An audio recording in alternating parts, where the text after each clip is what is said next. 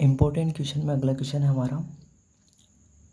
देखो आज का जो डाउट है ये, इस डाउट को हम सोल्व करने वाले हैं। तो देखो क्वेश्चन समझते हैं पहले क्या करना है इसमें। बिंदुओं -3,10 और 6,-8 को जोड़ने वाले रेखाखंड को बिंदु -1,6 किस अनुपात में विभाजित करता है। तो ये जो बिंदु दिए हुए हैं दो, इसको ये बिंदु किस अनुपात में विभाजित करता है ये अपनों को बताना है। ठीक है, तो पहले लिखते हैं। तो देखो एक रेखाखंड बनाया मैंने, ये कोई मैंने एक ए बी रेखाखंड बनाया। क्या बनाया? ए बी रेखाखंड, जिसका ए बिंदु तो है अपना -3,10। ए बिंदु तो क्या हो गया -3,10 और बी बिंदु हो गया हमारा 6,-8। ठीक है, तो बिंदुओं -3,10 और 6,-8 ये दो बिंदु हो गए रेखाखंड के। अब एक ऐसा कोई बिंदु है जो -1,6, यहाँ पे कहीं पे भी ले सकते हैं इस बिंदु को, आप कहीं पे भी ले सकते हो, ए बी रेखाखंड के बीच में कहीं पे भी ले सकते हो। तो मैंने मान लिया यहाँ पे ये बिंदु है सी -1,6। ठीक है, अब ये जो सी बिंदु है ना, ये इस रेखाखंड को किस अनुपात में विभाजित करेगा, इसको अपन को चेक करना है, बताना है इसको कि ये जो सी जो बिंदु है इस ए बी रेखाखंड को किस अनुपात में विभाजित करेगा। ठीक है, तो मैंने मान लिया कि के अनुपात 1 में विभाजित करेगा। किस अनुपात में? के अनुपात 1 में। मतलब यहाँ से ए से लेके सी तक की जो दूरी है वो हमारी के है, और सी से लेके बी तक की दूरी क्या है? 1। अब अपने को बताना है कि के का मान क्या होगा। ठीक है, अब देखो जो ए बिंदु होता है ना, उसको ये मान लिया अपनों ने x1 है और ये y1 है। x1 y1 है ये, और ये है अपना x2, y2, और ये है अपना x, y। ध्यान रखना जो सिरों पे बिंदु होते हैं ना, इनको x1, y1 मानना है और x2, y2 मानना है, और जो बीच का जो बिंदु होता है उसको x, y मानना है। ठीक है, अब यहाँ पे अपन दो सूत्रों का प्रयोग करेंगे। ठीक है, दो सूत्र कौन कौन से? एक तो देखो x बराबर m2 x1 plus m1 x2 बटे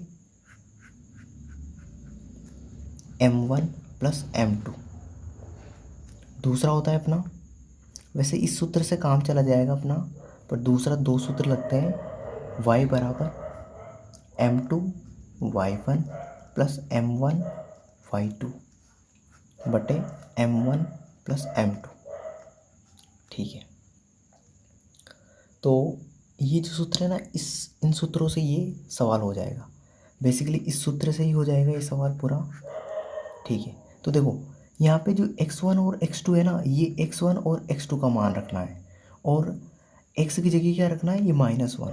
और m1 और m2 क्या है? ये है k का जो मान है ना, ये m1 का मान है, और ये जो 1 अनुपात है रखा ना m2 का, ये अपनों को मानना है। ऐसे सवाल में अपनों को क्या करना पड़ेगा?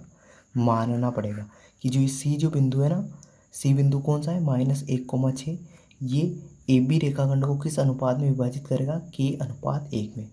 और के क्या है अपना? m1, और ए क्या है अपना? m2। तो देखो मैं रखता हूँ, देखो x बराबर x का मान क्या है अपना? x का मान है अपना, देखो ये -1, तो मैंने x की जगह रखा -1। देखो x -1, ये x1 है, ध्यान रखना x1 है, ये -3, और x2 क्या है? 6। तो यहाँ पे मान किसका? x है, तो x का मान, तो x क्या है अपना? -1, तो -1 बराबर m2 क्या है? 1। देखो m2 ये m1 है, ये है m2 का मान कितना है? 1, तो मैंने रखा 1।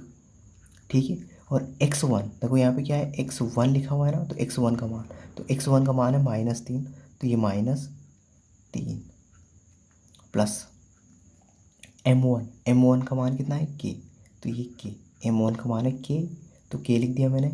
और x2 का मान है 6, देखो x2 का मान कितना है? 6, तो ये मैंने रख दिया 6। ठीक है, अपॉन m1 प्लस m2, तो अपॉन m1 का मान है अपना k, बीच में प्लस का चिन्ह है तो प्लस का चिन्ह, और m2 का मान है 1, तो ये 1। ठीक है, यहाँ तक अपना सॉल्व हो गया। अब आगे करते हैं इसको।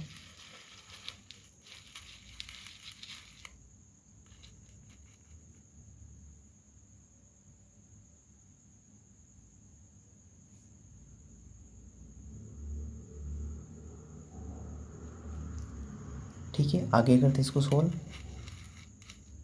तो देखो इस 1 के नीचे कुछ नहीं लिखा हुआ है, तो क्या लिखा हुआ है 1। ठीक है, अब देखो k प्लस 1 को वज्र गुणा करूँगा मैं, इसको तो इधर गुणा कर दूंगा और इसको इधर। ठीक है, अब देखो -1 को गुणा करूँगा मैं किससे, k प्लस 1 से, और 1 को इस पूरे से गुणा करूँगा तो 1 का 1 ही हो जाएगा। अब देखो यहाँ पे देखना बराबर, 1 को -3 से गुणा किया तो कितना है -3। ठीक है ना, 1 को -3 से गुणा किया तो -3 प्लस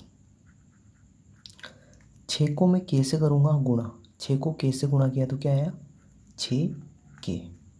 ठीक है, अब देखो यहाँ पे देखना -1 को k से गुणा करूँगा, k के आगे किसी का चिन्ह नहीं है तो किसका चिन्ह है प्लस का, तो प्लस को माइनस से करूँगा तो माइनस, और 1 को k से करूँगा तो माइनस का k। अब देखो ये प्लस का चिन्ह है और इसके आगे माइनस का, इस 1 के आगे तो प्लस का चिन्ह है और इस 1 के आगे माइनस का चिन्ह है, तो प्लस को माइनस से करूँगा तो किसका चिन्ह आ जाएगा माइनस का, और 1 को 1 से गुणा करूँगा तो 1 बराबर -3 प्लस 6k। अब देखो ये -k है, इस k को मैं बराबर के इधर लाऊंगा तो किसका हो जाएगा प्लस का। ये -3 है, इसको मैं इस बराबर के इधर लाऊंगा तो किसका हो जाएगा प्लस का। तो देखो इस k को तो मैं इधर ले जा रहा हूँ और इस -3 को इधर। ठीक है, अब देखना 3 - 1 बराबर k प्लस 6k।